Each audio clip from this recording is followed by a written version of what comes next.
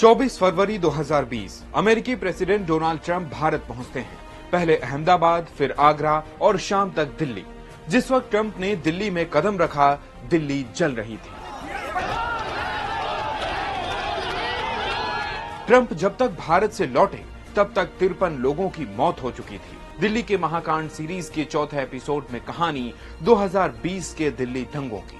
10 दिसंबर 2019 को केंद्र सरकार ने संसद में CAA यानी सिटीजनशिप अमेंडमेंट एक्ट पास कराया। इसके तहत 31 दिसंबर 2014 या उससे पहले से भारत में रहने वाले अफगानिस्तान, बांग्लादेश और पाकिस्तान के हिंदू, सिख, बौद्ध, जैन, पारसी और ईसाई समुदाय के लोगों को नागरिकता मिलेगी। इसमें मुस्लिमों को शामिल नहीं किया गया। इस एक्ट के पास होते ही देश के अलग अलग हिस्सों में विरोध प्रदर्शन होने लगे। दिल्ली में JNU और जामिया मिलिया इस्लामिया यूनिवर्सिटी के स्टूडेंट्स सड़कों पर आ गए। 15 दिसंबर को शाहीन बाग में मुस्लिम महिलाएं धरने पर बैठ गईं और देखते ही देखते देश भर में इस कानून के विरोध और समर्थन में लोग सड़कों पर आ गए। ये सब ऐसे समय हो रहा था जब दिल्ली में विधानसभा चुनाव थे। इलेक्शन रिजल्ट के ठीक 11 दिन बाद 22 फरवरी 2020 को रात करीब 10 बजे दिल्ली के एक और इलाके जाफराबाद में कुछ महिलाएं CAA के विरोध में बैठ गईं। इसके खिलाफ भाजपा नेता कपिल मिश्रा ने अपने समर्थकों के साथ मौजपुर में विरोध प्रदर्शन शुरू किया।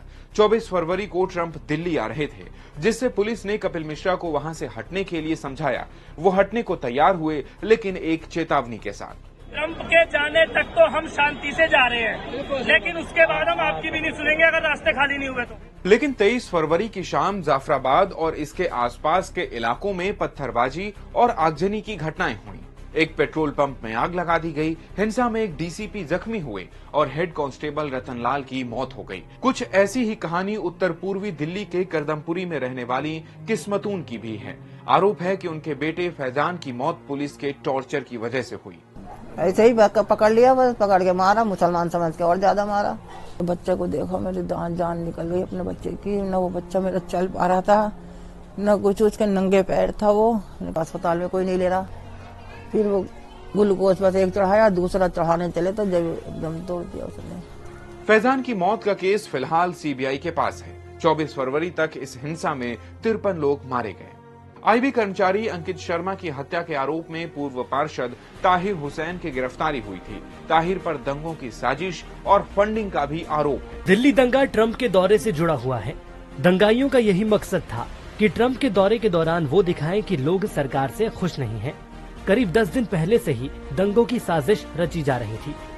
दिल्ली दंगों के बाद 758 केस रजिस्टर किए गए, जिनमें 62 क्राइम ब्रांच के पास हैं। सीनियर जर्नलिस्ट पंकज चतुर्वेदी के मुताबिक दिल्ली दंगों में अब तक 2619 लोगों की गिरफ्तारी हो चुकी। इनमें से 2095 लोग जमानत पर हैं। बाय एंड लार्ज निकल के ये साफ आ रहा है कि मुस्लिम कम्युनिटी के नौजवानों को झूठा फंसाया गया था। सच्चाई जो अब है ये है कि जो भी गवाह पुलिस ने रखे थे, उनमें से ज्यादातर आके ये बोलते हैं कि जो पुलिस ने हमारा जो बयान लिखा था वो झूठा बयान है, असल में ऐसे हुआ ही नहीं। दिल्ली के महाकांड सीरीज के अगले एपिसोड में कहानी किसान आंदोलन और लाल किला कांड की।